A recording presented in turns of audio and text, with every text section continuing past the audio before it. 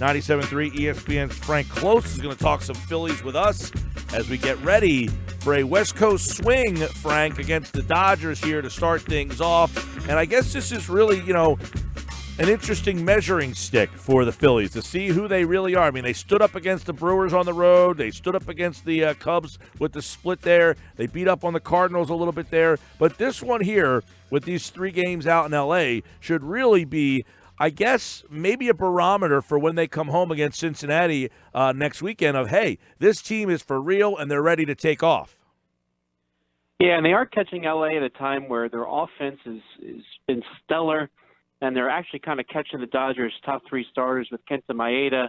They're going to catch Clayton Kershaw and then Rich Hill, all of whom have been pretty decent this year. Rich Hill hasn't pitched as much as the other 2, but Maeda's kind of been leading the way for them. And even Clayton Kershaw, who it seemed like, well, this might be the time he finally falls off the planet. And what do you know?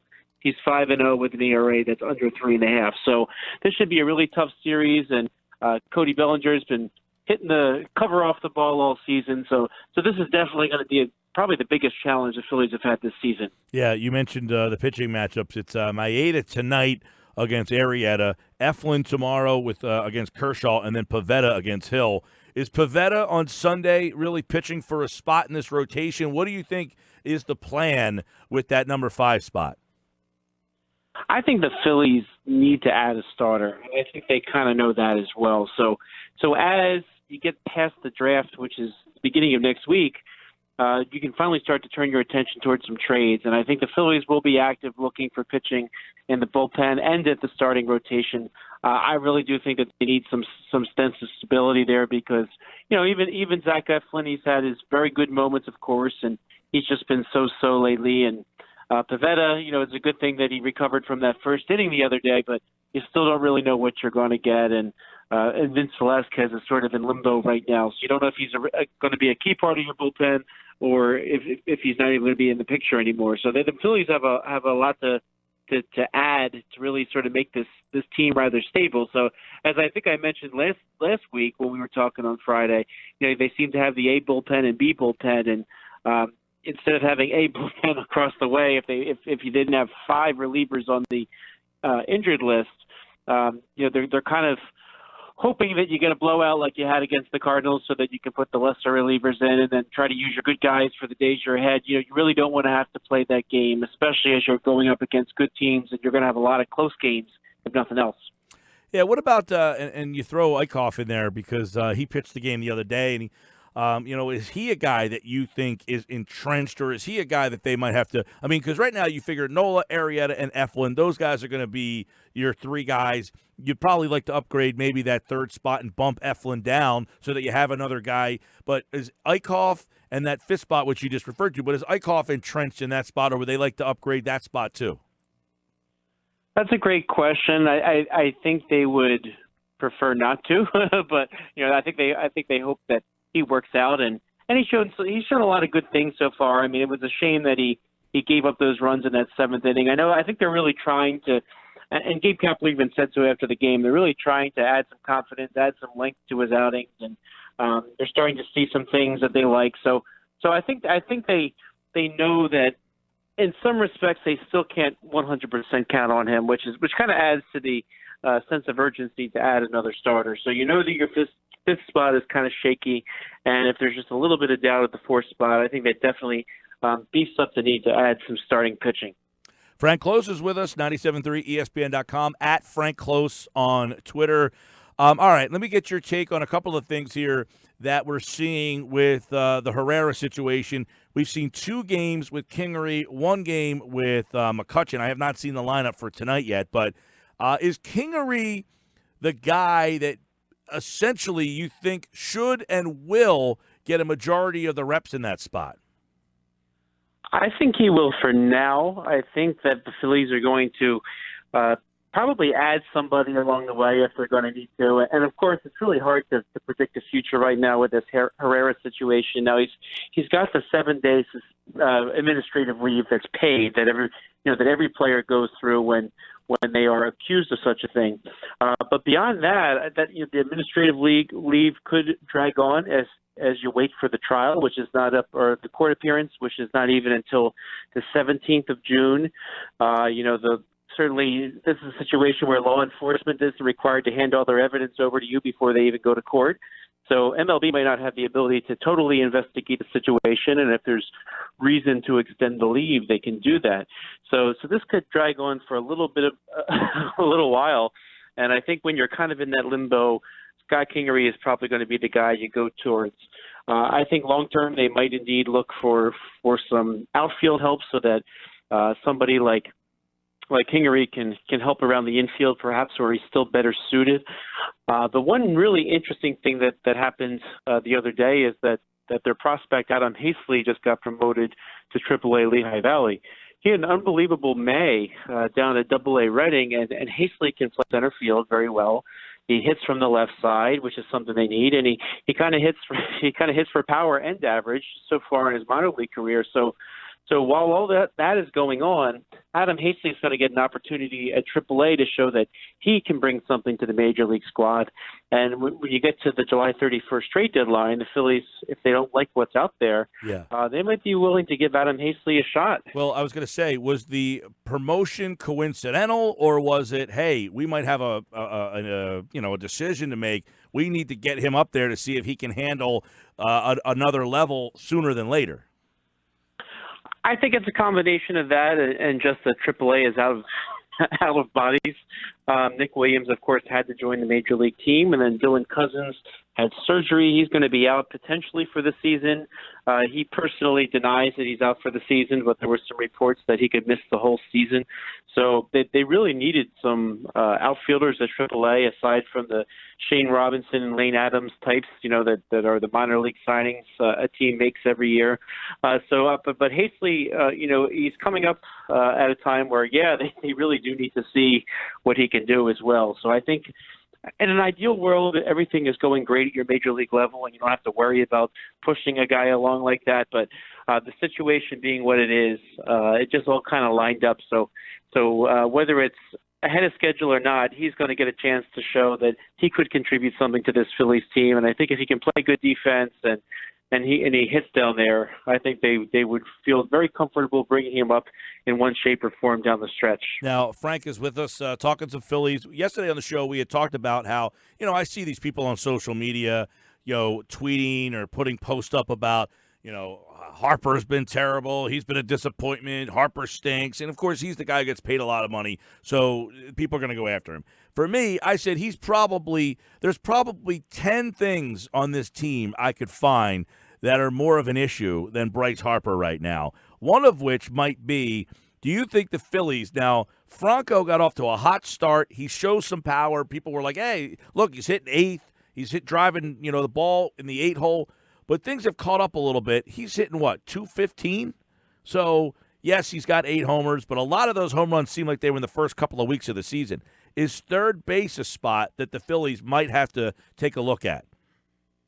Well, I think that's part of the Scott Kingery discussion, because I think they'd be happy to use Scott Kingery at third base soon if that's what they need to do. And just when you count Maikel Franco out, he goes on one of those hot streaks, and I think that's the problem. Is he's very, very streaky.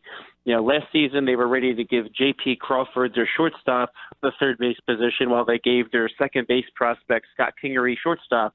All that because last year Maikel Franco couldn't hit his way out of a paper bag, it seemed, for a long stretch. And then what do you know? J.P. Crawford goes on the disabled list and he gets super hot. So, I don't think there's a lot of value if you're looking to trade Maikel Franco right now. So I think you're kind of moving ahead, realizing you need help somewhere. And the fact that Scott Kingery can play at third base at least adequately is going to factor into that decision, especially if they find themselves with multiple options. And, I think you were talking the other day, you might have been with Jeff, I'm trying to remember, but, with this new trade deadline, the only trade deadline on July 31st, teams are going to have to decide a lot more quickly. So I think that this upcoming stretch is really important for seeing how Kingery does in center field while the opportunity is there, and for Maikel Franco to show that he deserves I don't want to say second chance. I mean, how many chances has he had at this point?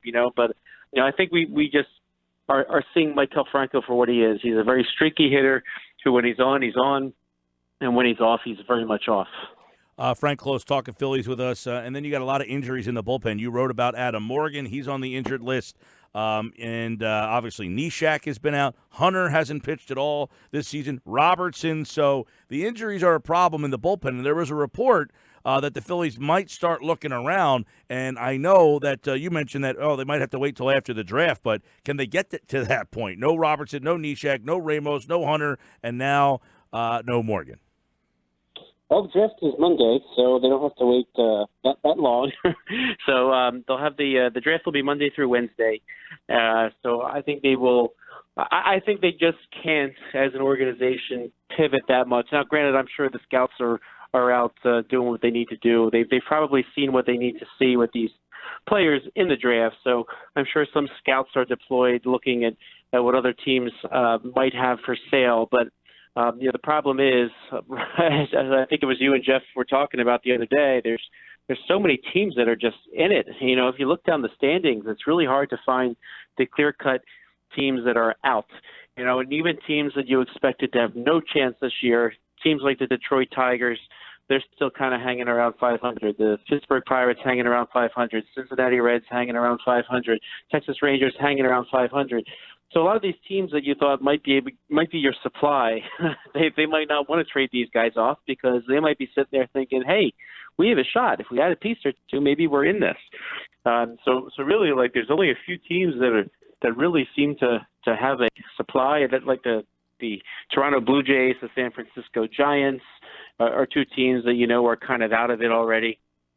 But the Blue Jays, for example, they might be looking to make some trades. They have two starters that could potentially help the Phillies, and that's Marcus Stroman and Aaron Sanchez, which there are some reports that they could move either players sooner than later, and maybe adding that starter helps bump some guys into the bullpen to help you there. But in terms of relievers out there, I went through all these teams that are probably sellers. I can't find much better than like a Jake Diekman out of a bullpen or Álex Colomé from the Chicago White Sox from the right side.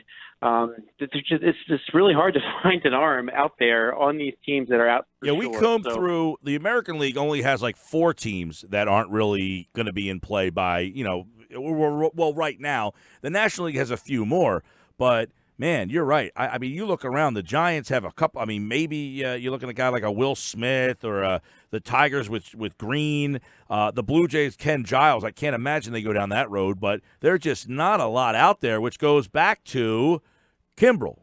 And a lot of people just immediately go to the Phillies and Kimbrel. In your gut feeling, is Kimbrel anyway in play?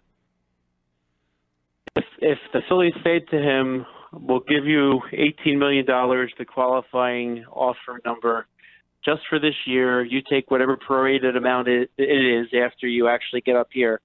I think that they might consider something like that.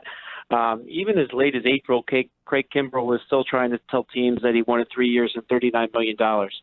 And of course, that would be in addition to a draft pick.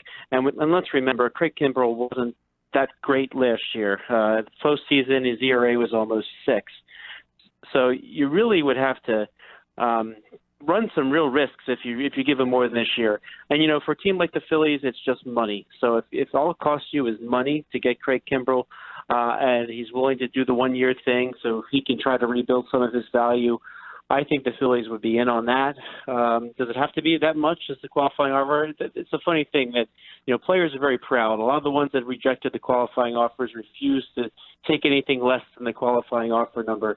So that's where it gets a little bit tricky. So it depends on how flexible they're willing to be. Craig Kimbrel is willing to be for other teams to get involved. And supposedly the Atlanta Braves are going to get involved in Kimbrel and Álex Colomé now that they won't have to give up a draft pick after this week's draft. Well, let me ask you about that. If Atlanta went out and got Keuchel or Kimbrel or both, then what for the Phillies? I mean, right now the Phillies are the better team by 3 games. So, yeah, they seemingly are in a good spot today.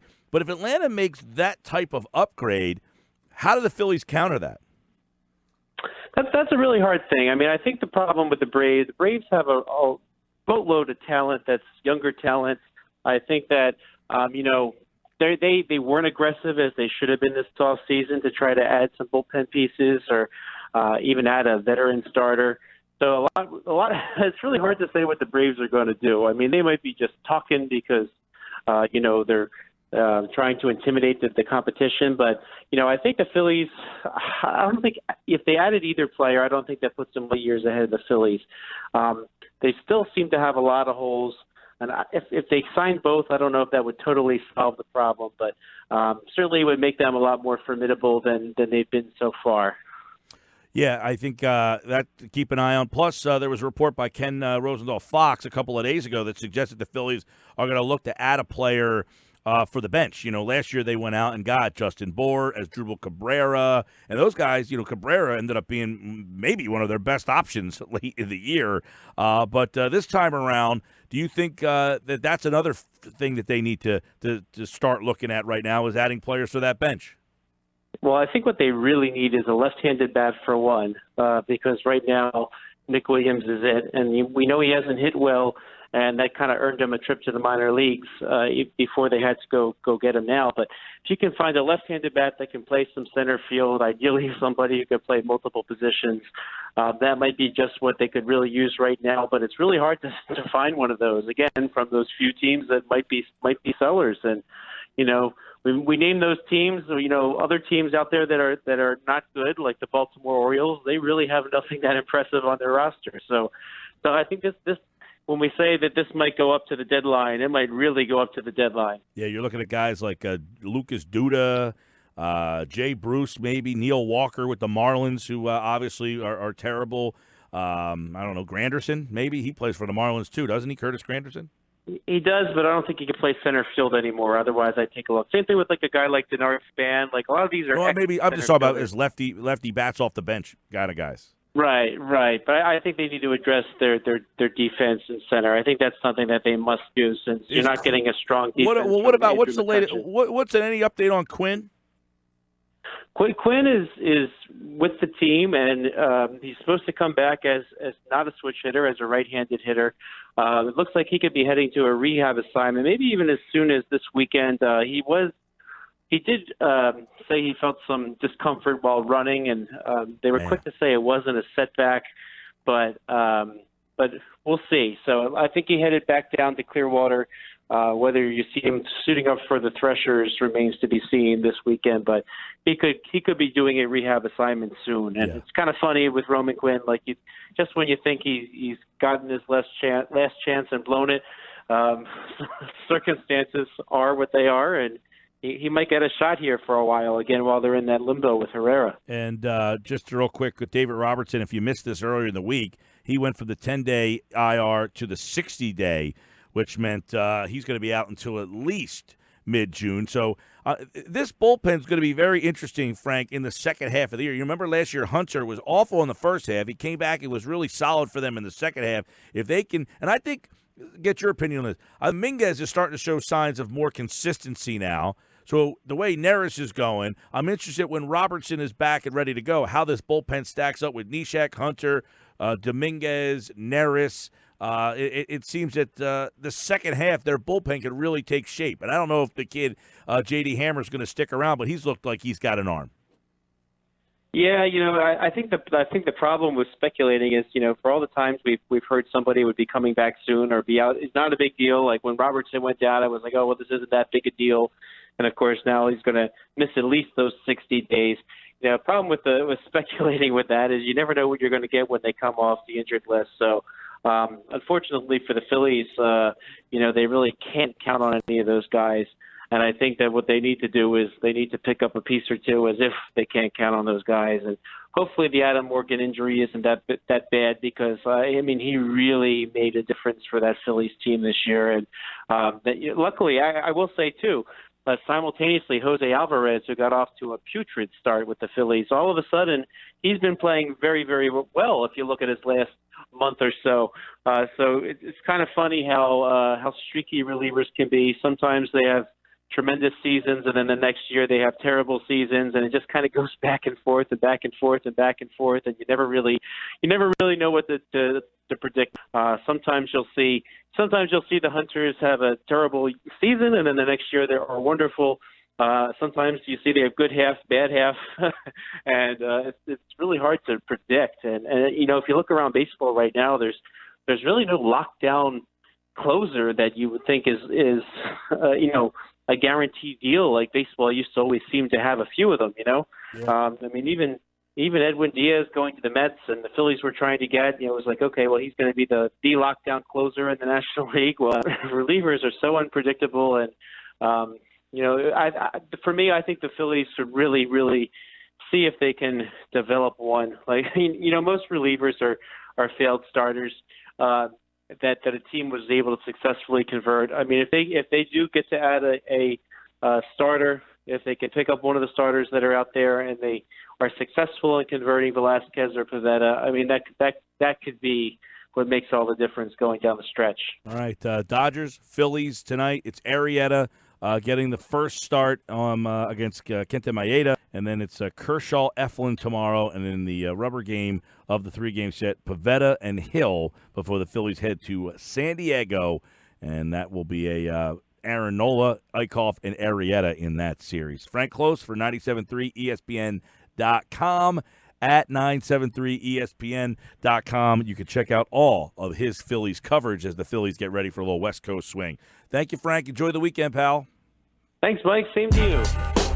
All right, Frank Klose, like August, to be the Boardwalk Honda Hotline.